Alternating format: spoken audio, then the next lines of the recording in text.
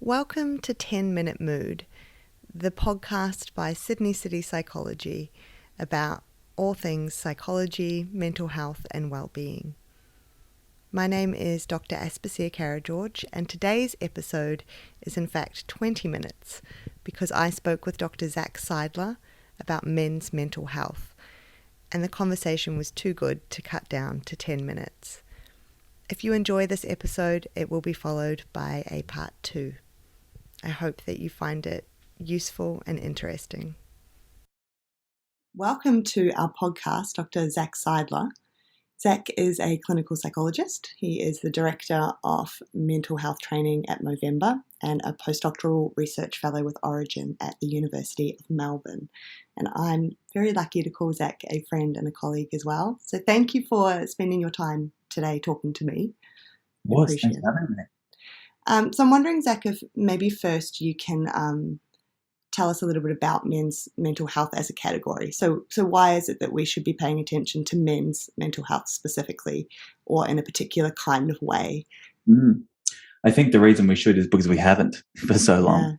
Yeah. I'm really one to focus on things that people try to avoid. That's what makes me a psychologist. Yeah. Shine a light into the darkness and go, what about this? And I think that at least when I began my clinical and research career, it was pretty obvious that this was a blind spot. And that's a bit of a defense technique by men themselves to try to avoid, the deepest, darkest parts of themselves. And so I think that when we look at men's mental health, the reason that we need to pay attention to it is because the outcomes are so dire. Yeah. And there's something that's not spoken about that often, which is this disparity between the number of men who purportedly actually experience mental health difficulties. So men are supposedly actually only experience things like depression or anxiety at a third the rate of women, according to prevalence rate. Right. But then when we look at the suicide rate, it's 3/4 of those are men. And so we start to go, what's going on here? If men aren't actually struggling or suffering, why is it that they are taking their own lives? And so what we start to understand is that it's because the way that they experience and express their distress, the way that men show that they are not doing okay, is not actually picked up by psychologists like ourselves, family members, friends. It's often brushed off as he's just being a bloke. He'll be fine. He's a grumpy old man, or he's just angry. The amount of guys that I see who've been to anger management before they've come to see me, but that's just the way that their gender development, their masculine socialization, the way that they've grown up to understand what it means to be a man, how you express that, means that the crying, sad tearfulness that is typical depression, for instance, is just not sanctioned as a masculine expression. And so they show it in other ways. They drink a lot, they take drugs, they get violent, they're angry, aggressive, irritable, frustrated. And we need to start picking up on those early and start to go, this is something that we can actually fix, rather than just going, this is how it is. Yeah, no, I think you make important points there, especially with regards to anger. I think a lot of the behaviours that you're describing get demonized, especially in the current climate, and trying to sort of reframe and understand that that's potentially a cry for support, as opposed to behaviours to demonize. I think as a society, we're not good at dealing with anger. Yeah, I agree. So, let alone clinicians who, when we're sitting across from someone and he's screaming, at me, he's not angry at me. He's angry at the world or his own experience. And so, starting to learn how to actually respond to that in a way that's going to be beneficial, because instead it gets pushed down and suppressed, and that's where domestic violence rates come from. That's where school shootings come from. It's like there are, whenever people say we didn't see it coming, I call bullshit on that. There's always signs. There's always an understanding of this trickling down of emotion that is not allowed out. And if we open up our understanding of what distress can look like and how to actually deal with it, I think everyone will be better off. Yeah, no, I agree. I think anger is an emotion that everyone is familiar with. I think it's more about working with people to understand what to do when the anger arises, as opposed to demonizing having anger or experiencing anger itself. So I think that's really important. Okay. So I was going to ask you about some stats, but you've already sort of included them there. I know that suicidality is a really big issue. Is there anything else that you want to say around suicidality, in particular with men? For sure. The thing that I think is often misunderstood is that rather than mental health difficulties being the key risk factor, so in women, distress is the key risk factor for suicide in them, and in men it's actually situational stresses. So it's financial distress, it's unemployment, it's relationship breakdown. Those are the key things, and often, a guy will come in and we'll talk about that issue, and it will be like, no, let's get to the emotion, let's talk about what's actually, and he's like, no, I need a fucking job. And it is that very thing that if it can be given perspective and spoken about and practical solutions, provided, that's the way to help a man through that circumstance. And so I think that we can all do better as members of society at going, all right, these are actually the key things that we need to be looking out for. So when, a relationship breakdown happens or a divorce happens and there's custody battles and all of this stuff, we need to be swooping in with mental health services for these guys. Yes.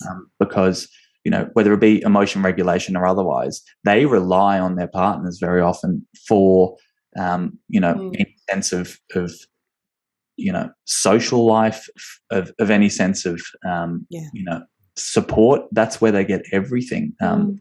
And that's an issue that men need to start to deal with themselves, putting an overbearing amount of emotional labor on their partner. But that aside, we can still preempt shit hitting the fan when it comes to some of this stuff. Yeah. I actually wrote down a quote from something I heard you say. You said, we're asking men to open up more, but are we ready to listen? And I think that quote, it just encapsulates so much for me as a clinician, but also just as a woman in the world. I think the idea that for the people listening to men, we actually have to take a very different role, and are we ready to take that role? And sort of the stance that it requires us to take to listen. Once we ask men to open up, to actually listen to them, and maybe we won't like what we hear necessarily, but how can we create a space where men can first of all feel that they can open up? I think is sort of it's a tricky role for someone to take on. It's not one that I think we're easily socialized into. You spoke about the emotional labor of partners and relationships, and I agree with you. But I think it's a very different role again to sit down and actually ask someone how they're feeling, and really sit there and listen to what they have to say. To like sort of holding that space. Rather than be more vulnerable, open up, talk to me, and then you go, no, I can't handle this. This doesn't fit into my mold. No, I said talk about your emotions, and he goes, but I'm talking about it, and he might happen to talk about the physical sensations, for instance, right. Or he'll talk about the impact that his job is having on him, and he'll talk about stresses in unique ways. And if it doesn't fit our mold, we go, no, you're missing the point. And we cannot continue to go, you need to fit into our box, because that sense of loneliness that men feel in their emotional lives is because that lack of connection is so constricted by what our beliefs are around how to go about talking about this stuff. Yeah, you're right. I think loneliness is a key word there. There's an alienation, I imagine, that comes from trying to open up to someone, and the way you're speaking doesn't fit the language they're expecting. What would you say are sort of some key practical tips, I guess, first of all, for people that want to support the men in their lives, whether that's their friends or their partner or their brother or whoever? What should they be on the lookout for, and what can they do? For sure. So when it comes to those who are trying to support guys, I think that the key is empowerment. That's something that we haven't done that well at. When it comes to help seeking specifically, it's a very disempowering experience for many for many men. It comes with it, these ideas that you're dependent on others, that you're going to be stripped of control and power. And I think that what I try to do, at least clinically and as a friend and family member, is to go, this will make you strong again. This is an understanding of not poking at your weakness, but trying to understand how we can build you back up. Yeah. And so I think that, we know in the suicide space that perceived burdensomeness, it's a mouthful. It's a burden. Exactly.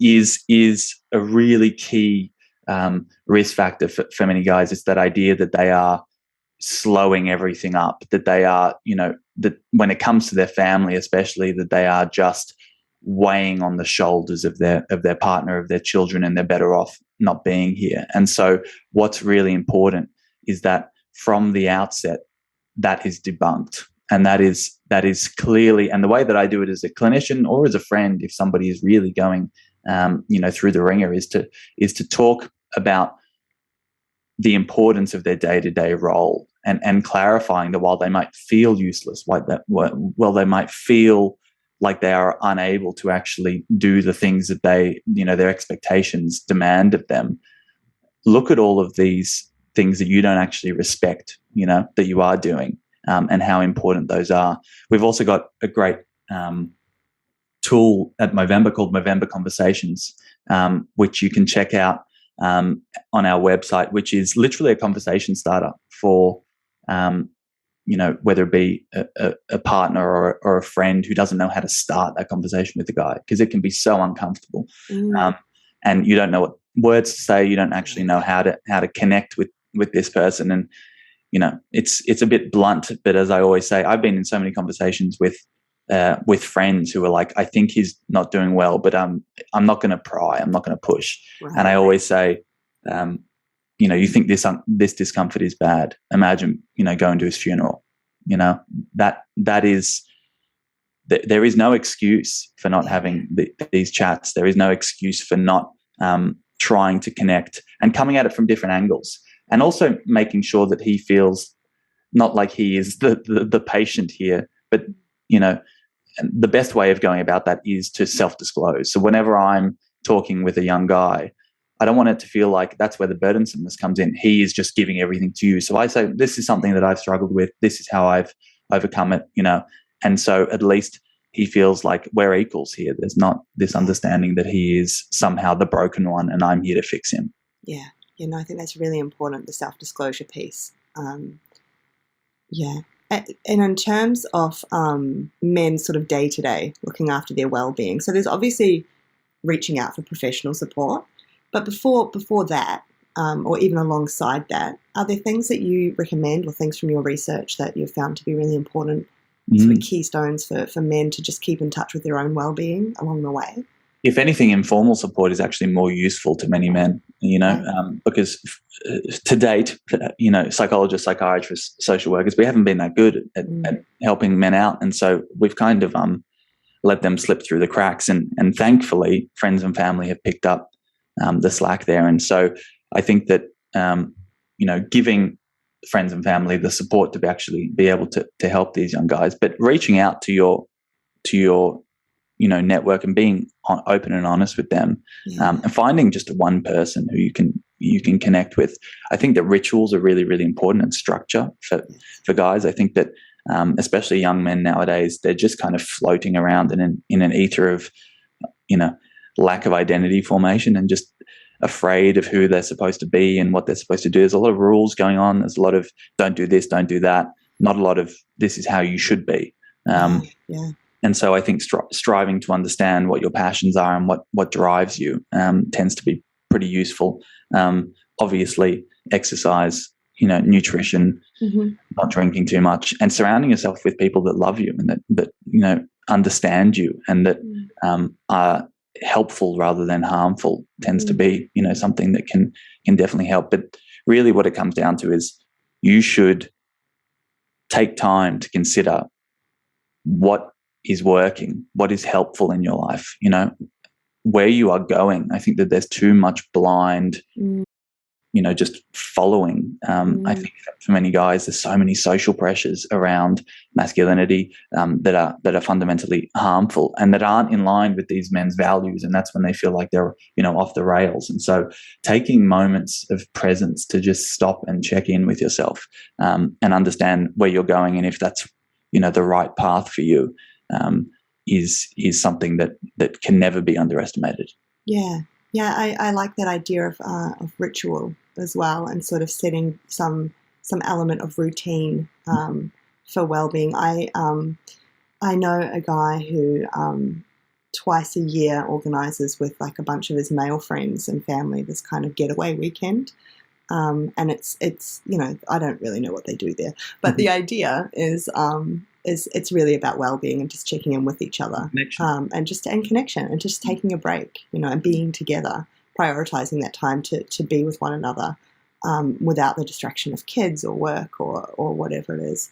And often going away somewhere different really helps to prioritize that connection. There's less distraction around.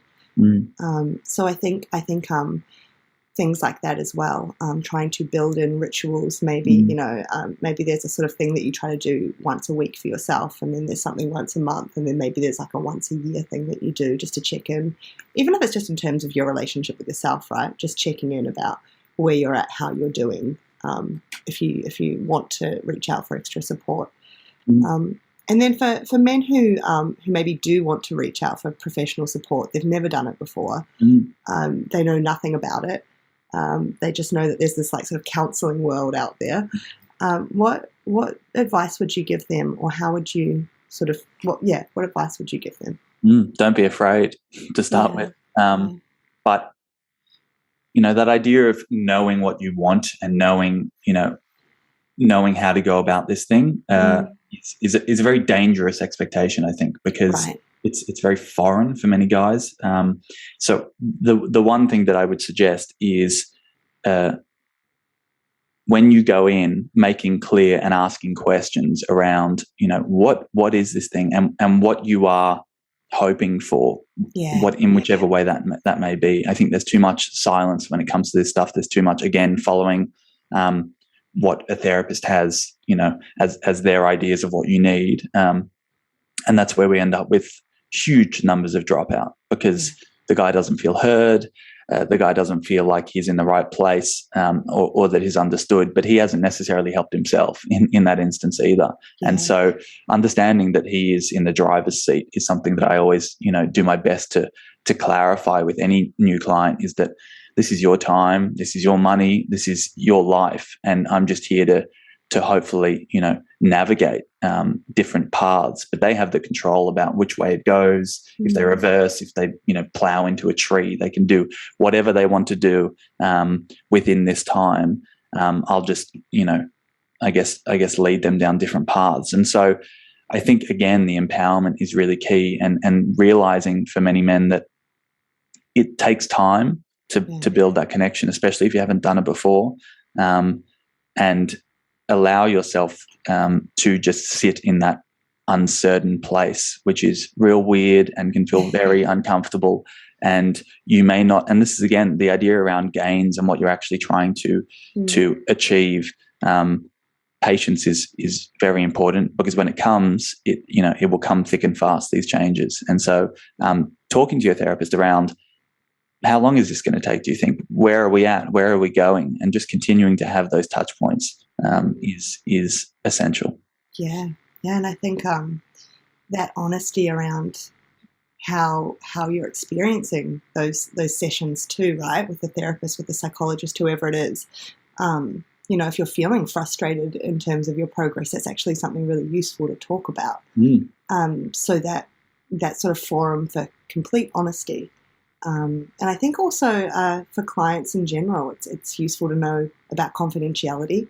I think that not everyone knows that up front, and that it is sort of a confidential space. Okay.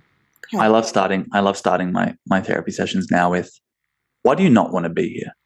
Oh, that's great. Tell me every reason why you don't want to be here, because at least we can just get that out on the table. They'll be like, We get the hard stuff out of the way first. I don't want to. Yeah, exactly. I don't want to. There's so many guys who are just like, I don't want to talk about myself for an hour. That feels, which is lovely, which is a lovely thing, to hear. Which is that, and there's all of this idea around mansplaining and whatever. But the vast majority of men that I see are like, this feels like a selfish thing to do, to put aside an hour of my time, to put aside however many hundreds of dollars for my own well-being, when I could be looking after someone else. That idea around protector and provider. And so what I really try to stress is that the best way to look out for others is to make sure that you're ready, that you are prepared, that you are up for it. And you can't do that. Just like any sportsman can't play to the best of their ability if their head's not in the game. Yeah, so true. And you're right, it speaks directly already to the role that they're playing in life, right, and their priorities. To actually seek an hour to talk about their well-being seems too indulgent. It already tells you a lot about what's happening for this person.